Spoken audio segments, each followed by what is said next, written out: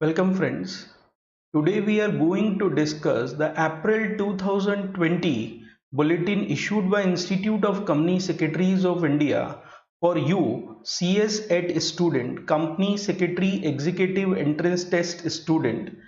In this we have 40 MCQs, around 40 MCQs, 10 on each topic. So we are going to discuss the questions and their answers and उसमें जितना भी queries and all those things रहेंगे वो हम लोग अभी यहाँ पे एक एक करके डिस्कस करेंगे। हर एक बुलेटिन जो इंस्टीट्यूट ने अभी इशू किया है तो वो एक एक करके मैं अपलोड करते जाऊंगा। हर एक वीडियो का हमारे पास में सेपरेट फाइल रहेगा, सेपरेट एक वीडियो अवेलेबल रहेगा, सेपरेट एक लेक्चर अवेलेबल रहेगा, वो आप देख सकते हैं। तो आप जैसे कि स्लाइड ओपन है, आप देखेंगे ये पीडीएफ फाइल है जो कि इंस्टीट्यूट ऑफ कंपनी सेक्रेटरीज ने इशू की है। ये मेरे द्वारा इशू नहीं की गई है, आप चाहे तो आईसीएसआई की वेबसाइट पे जाके भी इसे देख सकते हैं। और आंसर्स भी उन्होंने ही जो बताए हैं वही हमने पिक किए हैं, हमने हमारी मर्जी से इसमें कुछ नहीं किया है। हमने सिर्फ इतना किया है कि आप लोगों के लिए इसको लेके आए हैं जिससे कि आप बिना किसी एक्स्ट्रा एफर्ट के इसको अपने घर पे बैठे बैठे देख सकते हैं। देखिए, द फर्स्ट है बिजनेस कम्युनिकेशन सब्जेक्ट पे हमारे, तो बिजनेस कम्युनिकेशन सब्जेक्ट है हमारे पास, उस पे इसको बना के दिया गया है। तो बिजनेस कम्युनिकेशन पार्ट 1 पे है। पहला एमसीक्यू मैं आपके लिए डिस्कस कर रहा हूं। The struggle for justice brings dash the best of the moral qualities in a man.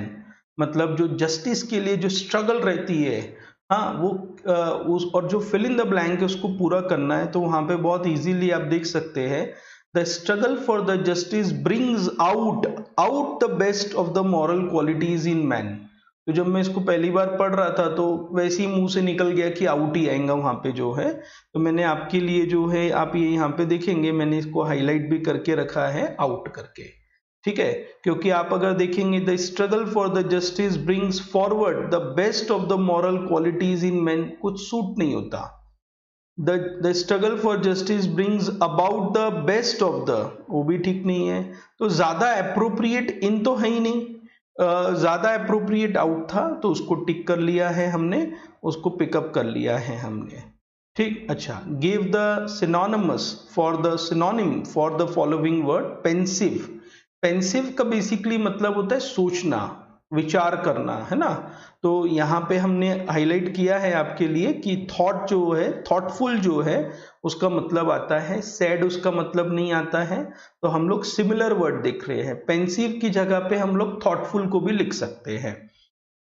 Give the antonym for the following words startled. Startled का मतलब क्या होता है? जब मैं इस वर्ड को पढ़ रहा था तो स्टार्टलेड का मतलब मेरे दिमाग में आया कि स्टार्टलेड मतलब जो व्यक्ति स्टार्टिंग से ही आगे लीड करता है उसको स्टार्टलेड बोलते हैं। मैंने जब थोड़ी सी एक सरसरी नजर घुमाई तो मेरे को समझ में आ गया कि उसका जो आंसर है वो हमारा आना चाहिए रिलैक्स्ड। आदमी रिलैक्स्ड है, लास्ट वेंचर है ना। स्टार्टलेड वाला पहले पहुंचेगा, अपना रिलैक्स आदमी आराम से पहुंचेगा, ठीक। Choose the correct spelling. अब देखने से पता चल जाता है इंटीग्रिटीज की करेक्ट स्पेलिंग है INTEGRITY, इंटीग्रिटीज का करेक्ट स्पेलिंग है। Choose the explanation that catches the spirit of idiom oblique phrase. Crocodile tears, मगरमच्छ के आंसू बहाना बोलते ना, नकली आंसू बहाना जिसको हम लोग बोलते हैं नकली आंसू। तो नकली आंसू जब बोल रहा हूं मैं, तो ट्रू टीयर्स तो होंगे नहीं। इनसिंसियर टीयर्स जो वर्ड लिखे हुआ है वो थोड़ा ठीक लगता है, एंग्री भी ठीक नहीं लगता, सैड भी ठीक नहीं लगता। क्योंकि जब क्रोकोडाइल के टीयर हम लोग बहा रहे हैं तो ना ही हम लोग एंग्री है, ना ही हम सैड है, हम तो इनसिंसियर है टीयर्स में। तो हमारे जो टीयर्स है वो इनसिंसियर है, गलत है वो, ठीक है। तो हमने यहाँ पे टिक किया है इनसिंसियर टीयर्स करके, इसको टिक किया गया है। रीअरेंज द पार्ट्स, अब बहुत सिंपल सा सेंटेंस है ये, बहुत ज्यादा नहीं है। In proper sequence to obtain a correct sentence. The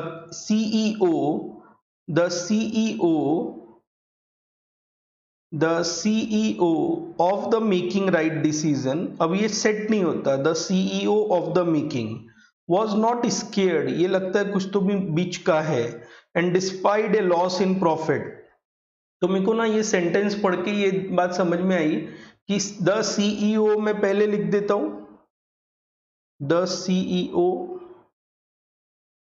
ठीक है, of the making right decision fit नहीं बैठ रहा था तो मैंने was not scared, was not scared उसको लिख दिया, और फिर लिख दिया डिस्पाइट ए लॉस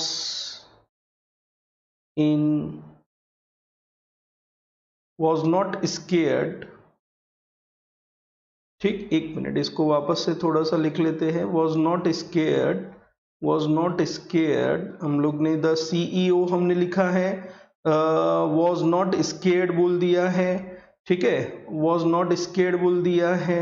उसके बाद में मैं कंटिन्यू में नीचे चले गया था, एक्चुअल में वो गलत हो गया था, of making the right decision, right decision, ठीक, despite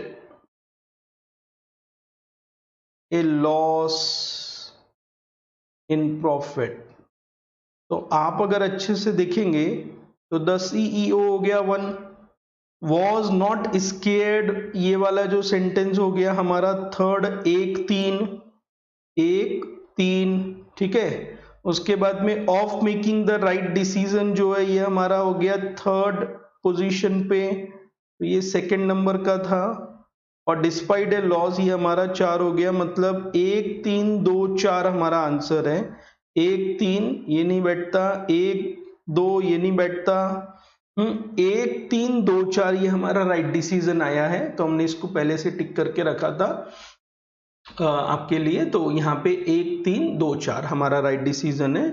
dash enable the sender to know whether, dash enable the sender to know whether or not his message has been received and interpreted correctly। तो encoding का मतलब है code कर देना, decoding का मतलब है जो कोडिंग की हुई है उसको तोड़ना, और फीडबैक का मतलब है कि सामने वाले से फीडबैक लेना। तो फीडबैक ज्यादा अच्छा था, तो फीडबैक को टिक किया। नॉइस आता ही नहीं है उसमें, नॉइस कोई शब्द ही नहीं हुआ यहाँ पे, तो उसको पढ़ने का जरूरत नहीं है, तो नॉइस नहीं। तो हमारा करेक्ट आंसर है feedback enables the sender to know whether or not his message has been received and interpreted correctly। तो यहाँ पे लिख दे हुए feedback, feedback. The word confidential superscribed on the envelope is a special marking। अब ये special marking के तौर पे आता है कि भाई ये इसीलिए कॉन्फिडेंशियल है कि अगर किसी की इच्छा हो जाए उसको खोलने की तो ना खोले। सैल्यूटेशन तो नहीं है, गुड मॉर्निंग गुड आफ्टरनून ऐसा तो है नहीं, फिर उसके बाद में सब्जेक्ट लाइन भी नहीं है, अटेंशन लाइन भी नहीं है, ये क्या है, स्पेशल मार्किंग वर्ड है।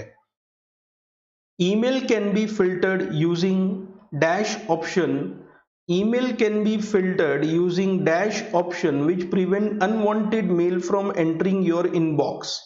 तो भाई हमारे यहाँ पे बहुत सारे ऐसे ईमेल्स आते हैं जो कि हमें पढ़ने की जरूरत ही नहीं है, अब वो बार बार आते रहते एक ही जगह से। तो एक जीमेल में एक फीचर है कि स्पैमिंग में आ जाता है, वो इवन नॉर्मल मेल्स में भी है, स्पैमिंग में आ जाता है। स्पैमिंग मतलब बिना बताए किसी को भी रैंडम पर्सन को अगर जो मेल्स भेजते हैं वो स्पैम में आ जाता है। तो आपको देखना है तो आप देख सकते हो, बिकॉज उन्होंने आपको भेजा है, मगर वो क्लासीफाई हो जाता है, ब्लैक लिस्टेड हो जाता है, एक तरह से ऐसा समझते हैं। तो स्पैम करके हम लोग उसको बोल सकते हैं, स्पैम में हम लोग उसको डाल देते हैं। ट्रैश का मतलब तो ये होता है खत्म कर देना, तो ट्रैश तो नहीं कर रहे हैं, स्पैम में आ जा रहा है, मतलब वो रहेगा वहां पे हमारे पास। A list of item in stock and at a given point of time is called inventory. बहुत ज़्यादा विशेष हमें मेहनत करने की ज़रूरत नहीं है। इन्वेंट्री, तो इन्वेंट्री मतलब हमारा स्टॉक होता है, तो अगर हमारे पास में कोई इस माल है तो उसको हम स्टॉक बोल सकते हैं, इन्वेंट्री बोल सकते हैं, सिंपल बात है। लीज का मतलब किराया है, तो स्टॉक से उसका लेना देना नहीं है, जूरी और लाइबिलिटी से भी लेना देना नहीं है। देखिए ये ना बहुत सिंपल सी चीजें हैं, तो सीए सेट में हमको कोई बहुत भारी भरकम चीजें नहीं कैरी करनी है। ये देखिए, ये पीडीएफ है इंस्टीट्यूट का, तो इसमें आपको legal aptitude and logical reasoning से इंस्टीट्यूट की क्या एक्सपेक्टेशन है वो लिखी है, तो ये आप बाद में पढ़ सकते हैं। मेरा जी जब अभी ये लेक्चर में फोकस सिर्फ ये है कि आपको बताना कि ये 40 एमसीक्यू जो ये पेपर में आए हैं बुलेटिन अप्रैल 2020 में, उसमें क्या क्या बातें हैं। अब ना कुछ बातें ऐसी रहती कि जो रट्टा मारने की रहती, तो उसमें अपन कुछ कर नहीं सकते, तो उसको आपने सिर्फ रट्टा मानना है।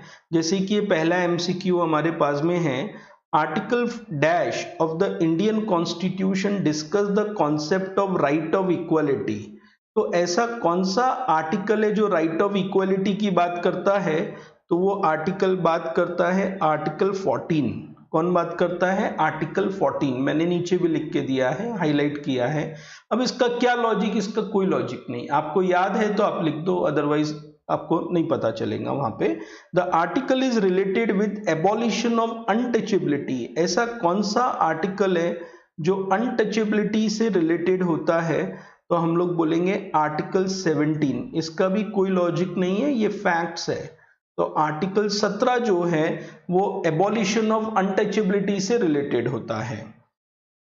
Which of the following is called mini constitution. किसको मिनी कॉन्स्टिट्यूशन के तौर पे बोला गया है, तो 42nd अमेंडमेंट आया था कॉन्स्टिट्यूशन का, उसमें बहुत सारे चेंजेस कॉन्स्टिट्यूशन ने किए थे, तो मिनी कॉन्स्टिट्यूशन बोल के 42nd कॉन्स्टिट्यूशनल अमेंडमेंट आता है। जो फोर्थ क्वेश्चन है, which of the following statement is false. तो कौन सा स्टेटमेंट इसमें से गलत है, तो आप अगर देखेंगे तो मैंने हाईलाइट किया है बी नंबर का, द ओरिजिनल कॉन्स्टिट्यूशन है 10 शेड्यूल। मतलब जो ओरिजिनल कॉन्स्टिट्यूशन था उसमें 10 शेड्यूल करके जो लिखे हुआ ये गलत है, ठीक है। और आप ऊपर देखिए, most structure of the Indian constitution has been taken from Government of India act.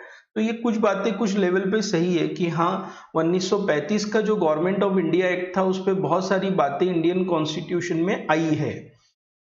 The part related to polity of the Indian constitution is taken from British constitution. इसका सिंपल मतलब है कि जो इंडियन कॉन्स्टिट्यूशन की जो भाषा है क्या वो इन्फ्लुएंस्ड है ब्रिटिश कॉन्स्टिट्यूशन से? हाँ जी, ब्रिटिश उससे इन्फ्लुएंस है, और हम लोग तो ऐसा भी बोलते हैं कि जो इंडियन कॉन्स्टिट्यूशन है उसका मदर लॉ जो है वो ब्रिटिश कॉन्स्टिट्यूशन है। Article 368 is related to constitutional amendment. तो कॉन्स्टिट्यूशन में अगर कोई बदलाव करना है तो क्या आर्टिकल 368 उससे रिलेटेड है? हाँ जी, रिलेटेड है, मैंने लिख के दिया है। यहाँ पे देखेंगे, power of parliament to amend the law जो है, मतलब पार्लियामेंट को कानून में बदलाव करने का, कॉन्स्टिट्यूशन में बदलाव करने का जो पावर दिया गया है वो आर्टिकल 368 ने दिया है। What is known as charter of the company. अब देखिए, चार्टर ऑफ द कंपनी में हम लोग मेमोरेंडम और आर्टिकल दोनों को ही गिनते हैं। जब भी मैं कंपनी लॉ पढ़ाता हूं, अगर आपने मेरा सीए सेट का सीरीज देखा होगा तो मैंने उसमें भी शायद बोला है कि memorandum of association and article दोनों ही चार्टर में आते हैं।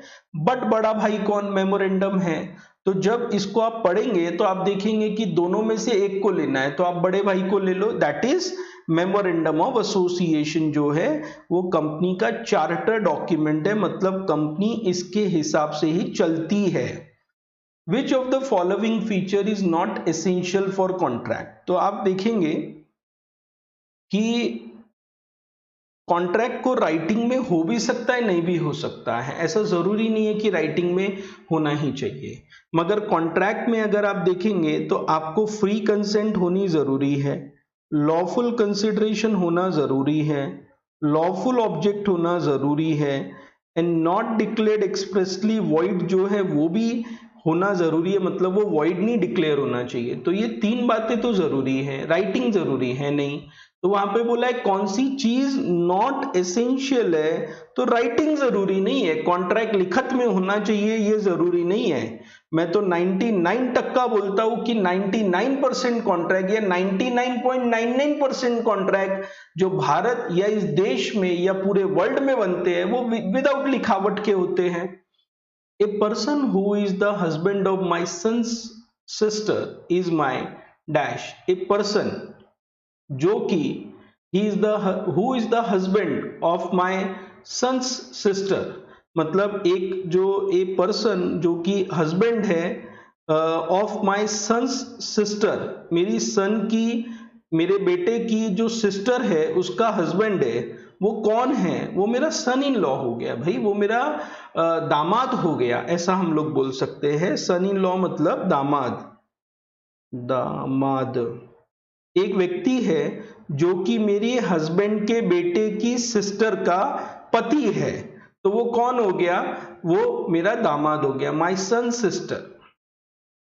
तो a person who is the husband of my son sister, मतलब एक ऐसा व्यक्ति जो मेरे बेटे की बहन का पति है, वो मेरा दामाद हो गया भाई।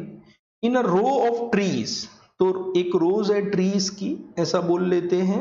1 2 3 4 5 6 7 8 9, ऐसी 9 ट्रीज है। 1 2 3 4 5 6 7 8 9, ऐसी 9 ट्रीज है।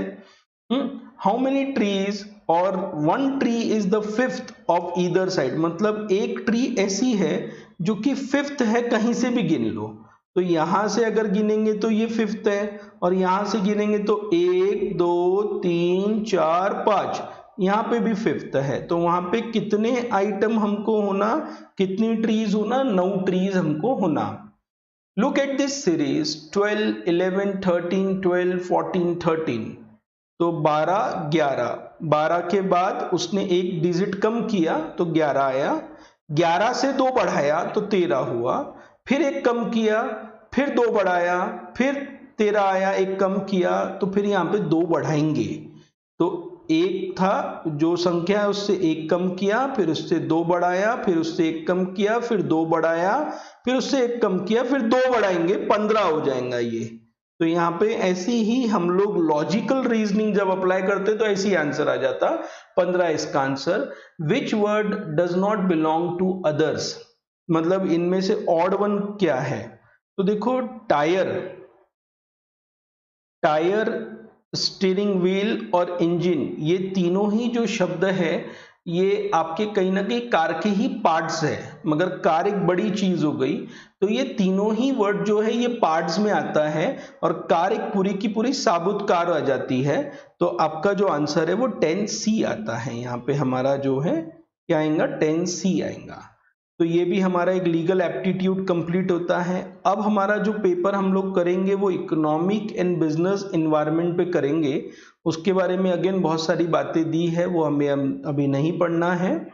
अकॉर्डिंग टू, देखिए इकोनॉमिक एंड बिजनेस एनवायरनमेंट के बारे में डिस्कशन चल रहा है।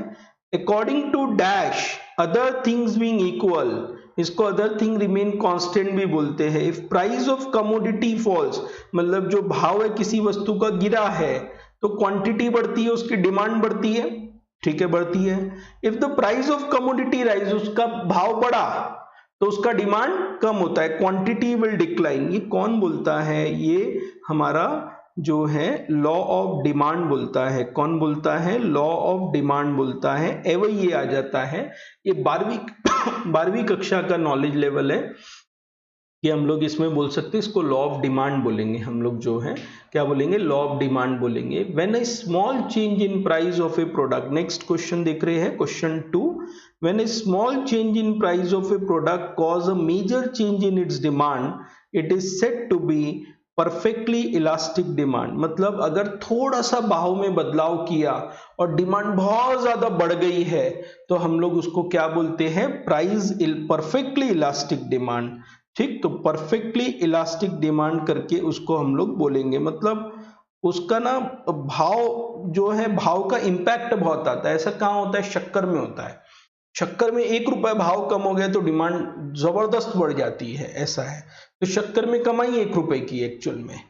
Which of the following is not the method of measuring national income? तो अपन ने कैसा है, अपनी जो सीरीज अपन ने बनाई है उसमें देखा होगा आपने, तो प्रोडक्ट मेथड है अपने पास में जो है, उसके बाद में प्रोडक्ट मेथड है, इनकम भी है, एक्सपेंडिचर है। क्या नहीं है? प्रॉफिट मेथड हमारे पास में नहीं है। तो नेशनल इनकम को मेजर करने के लिए we don't have a profit method, तो प्रॉफिट मेथड हमारे पास में नहीं है। ठीक, अच्छा, ये अगर आपने कभी इंडेक्स नंबर पढ़ा होगा ना, तो इंडेक्स नंबर का फॉर्मूला है ये बेसिकली जो है, तो देखने से ही समझ में आ जाता है। The formula for computing the real GDP, तो रियल जीडीपी कैसे निकाला जाता है, तो हम लोग बोलते हैं GDP of current year multiply by base year 100 रहता है, और इंडेक्स ऑफ करंट ईयर, तो करंट ईयर का जो इंडेक्स है उससे मल्टीप्लाई करेंगे, तो हमारा आंसर जो है वो सी आ जाता है, GDP of current year multiply by base year divided by current year index. Components of capital budget, capital budget के क्या कंपोनेंट है, कैपिटल बजट मतलब ज्यादा अवधि के लिए, बड़ी अवधि के लिए किया जाने वाला जो बजट है उसको कैपिटल बजट करके हम लोग बोलते हैं। तो कैपिटल बजट जो है उसके क्या कंपोनेंट है, तो capital budget, capital receipt and capital expenditure, ये उसके कंपोनेंट है। यहाँ पे आप देखेंगे कैपिटल रिसिप्ट तो ठीक है ये वाले केस में, मगर रेवेन्यू रिसिप्ट आ गई तो वो रेवेन्यू बजट हो जाता है। सिर्फ कैपिटल एक्सपेंडिचर है, रिसिप्ट नहीं है, तो कैसे बनाएंगे बजट, पैसा जाएगा ही जाएगा, आएगा नहीं तो कैसे होगा काम, और सिर्फ रिसिप्ट है, जा ही नहीं रहा तो भी नहीं बनता कैपिटल बजट। तो हमारे पास में capital receipt and capital expenditure दोनों होने चाहिए। उसके बाद में विच of the following is not covered under commercial bank, तो सभी कमर्शियल बैंक है, सिर्फ रिजर्व बैंक ऑफ इंडिया को छोड़ के।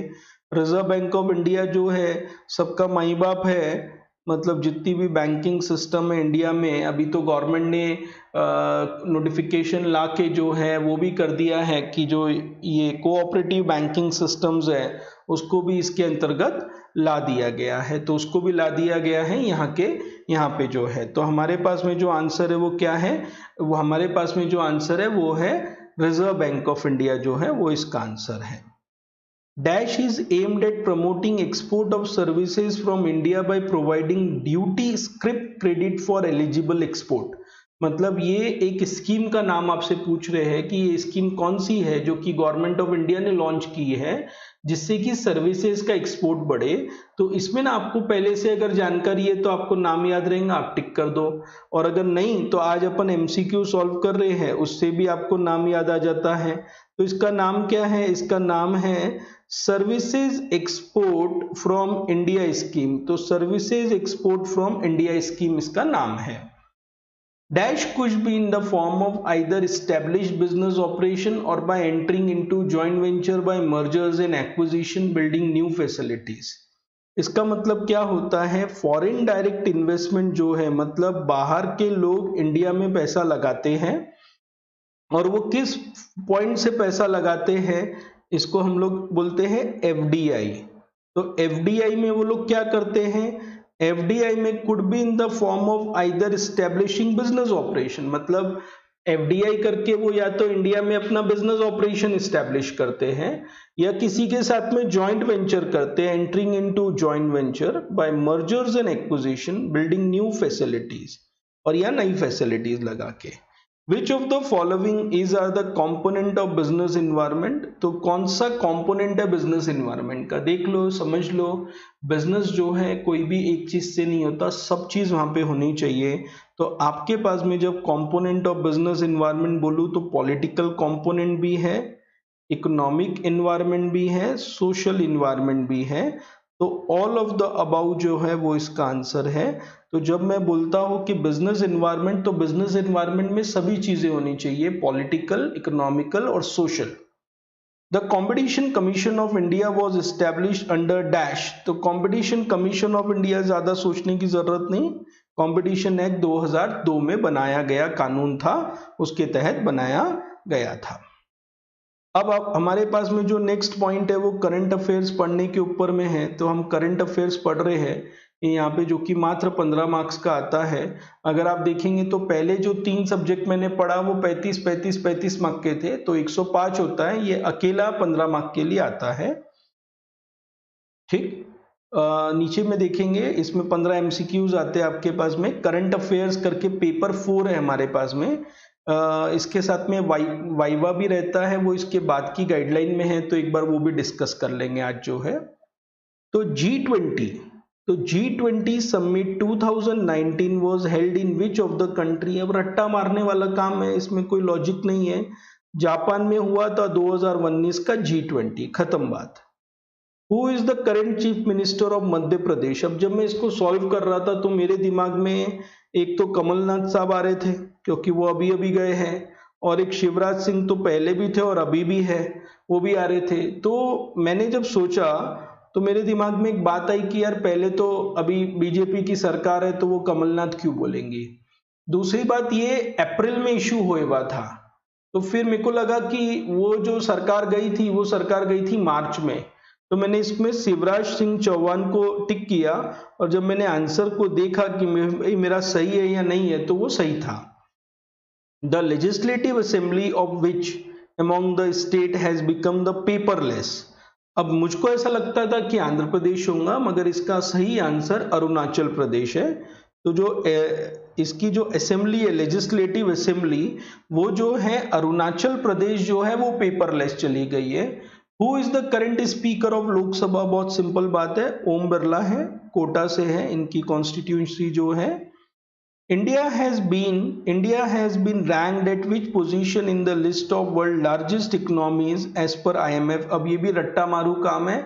IMF का फुल फॉर्म क्या होता है पहले भी बताया है कहीं ना कहीं, वापस से बताता हूँ। इंटरनेशनल क्या होता है, मुंह से बोलते चलेंगे, इंटरनेशनल मॉनिटरी फंड। तो इंटरनेशनल मॉनिटरी फंड इनका नाम है। उन्होंने इंडिया की जो इकोनॉमी है उसको 5th लेवल पे जो है रखा है कि वो वर्ल्ड की लार्जेस्ट इकोनॉमी में 5वें नंबर पे आती है। Which company will use ISRO's NavIC. ISRO ने अभी ना, जैसे ये गूगल का आता है नेविगेशन, वैसे इसरो ने अपना लॉन्च किया नाविक करके, या नैविक करके इसको बोलते हैं, Navic navigation technology in its upcoming smartphone for the first time in the world। तो उसको यूज करने वाली कौन सी कंपनी सबसे पहले है, तो Realme नाम की एक कंपनी है, वो सबसे पहले इसको यूज कर रही है। The shooting and archery event of Birmingham Commonwealth Games 2022 will be held in which city. तो कौन सी सिटी में हेल्ड होने वाला है भारत की, तो वो होने वाला है चंडीगढ़। बहुत सुंदर सिटी है, चंडीगढ़ में होने वाला है। तो बिर्मिंघम कॉमनवेल्थ गेम्स 2022 जो है वो इंडिया की कौन सी सिटी में होने वाला है, चंडीगढ़ सिटी में होने वाला है। कौन सी चीज का, शूटिंग एंड आर्चरी का। तो शूटिंग एंड आर्चरी का जो इवेंट है वो 2022 का, अभी तो अपन 2020 में है। The Reserve Bank of India conducted Financial Literacy Week from February 10 to 14 2020 of which of the following theme। कौन सी थीम पे उन्होंने किया रिजर्व बैंक ऑफ इंडिया ने, तो उन्होंने micro small and medium enterprises की थीम पे किया इसको।